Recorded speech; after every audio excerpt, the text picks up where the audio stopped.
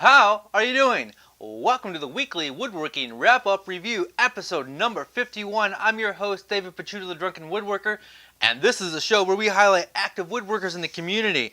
And today we got some great videos to highlight, some legal advice for makers, and much more. So grab a drink and stick around.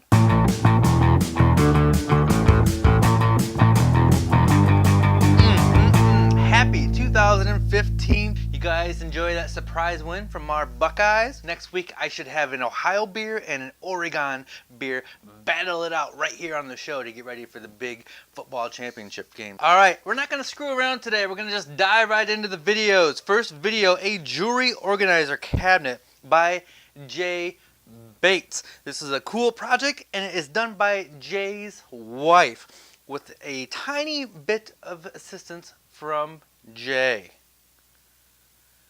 Good, excellent stuff there. Alright, next video. Making French fitted presentation boxes by Marty Backe. This is a very well explained video. It's got some cork in there and he's cutting some foam on the bandsaw. I've never seen anybody cut foam on the bandsaw. And it fits that tool nice. It's a great presentation box. There's some good skill building exercises in there. Next video, bandsaw box with square drawers by Steve French. Steve's videos are always fun, always entertaining, and like any bandsaw box, there's lots of gluing and cutting and more gluing and cutting.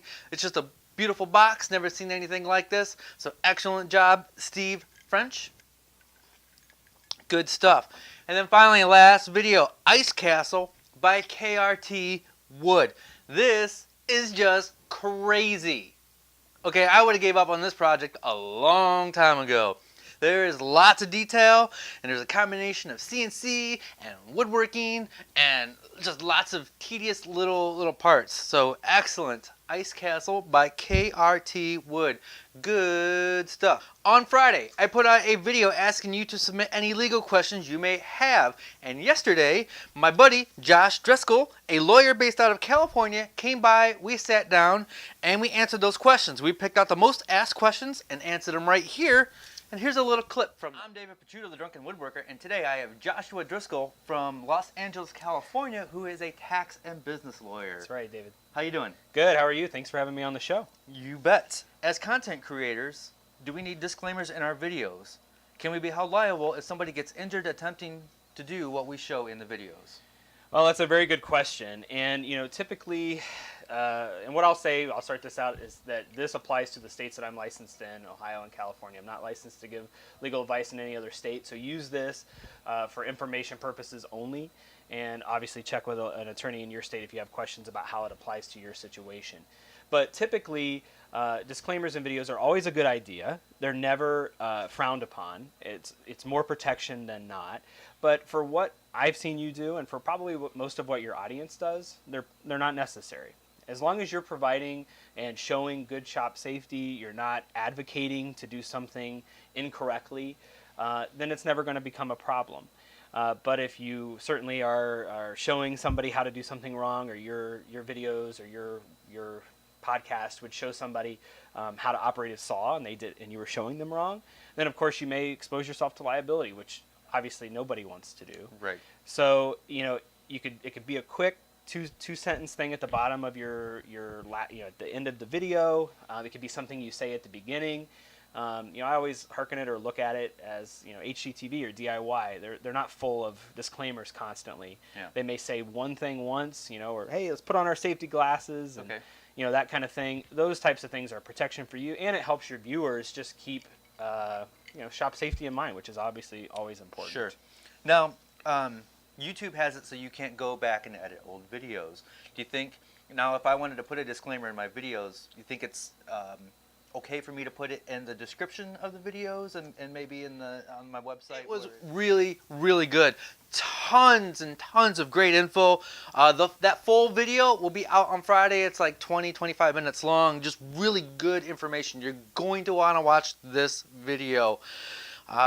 Look forward to that. All right. This week's tweet using the hashtag WWWR. This one comes from James Torrey. Hey Drunkenwood, what precautions do you take to keep your dust from damaging your cameras? Thanks. I use none. The most Canons and Nikon DSLRs, there is some weather protection on there. The higher end ones have more weather protection than maybe the ones that I have, but I just don't care about dust. I don't cover my camera. I do have a UV filter on the ends of my lens, so maybe no dust or scratches gets on the lens, but as far as the camera, I just let dust collect on it. And if I need to get a new camera in a couple years, I'm probably going to want a new camera in a couple years anyway. So that's no protection at all. Raw dog. My camera is raw dog. So Jimmy Diresta, Bob Clagett, and myself have a podcast called Making It. We put out episode number 6 out the other day, and this week's topic was, how do I quit my job and do what you do? Which is a question the three of us get all the time. And so we just sat around and we talked about this for about 45 minutes. Really, really good episode. Lots of good inside information in there. You're going to want to check that out. All right, question for this week. What's up with wearing mechanics gloves while woodworking? Seriously. What's up with that? Post your answers down below. I wanted to tell you about a new television show called Framework on Spike TV. This premieres Tuesday the 6th at 10/9 Central, and it is a competition. It's a reality show competition of furniture makers, and they're competing against each other, and I think you can get voted off the island or however those shows work, but it looks like there's some good skilled woodworkers and metal workers and concrete workers on there all competing to make furniture. I personally don't have cable. I'm not sure if Spike TV puts their videos out online. If they do, I'm going to watch it. If they don't, I'm going to find a way to watch it. So I just wanted to let you guys know about that. So check out Framework on Spike TV.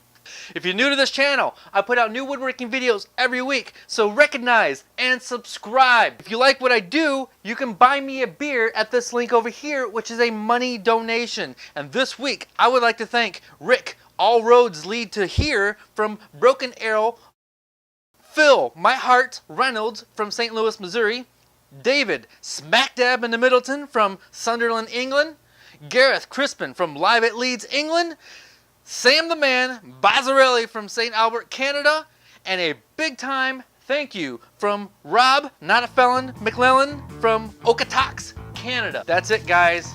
Be safe, stay passionate, and make something.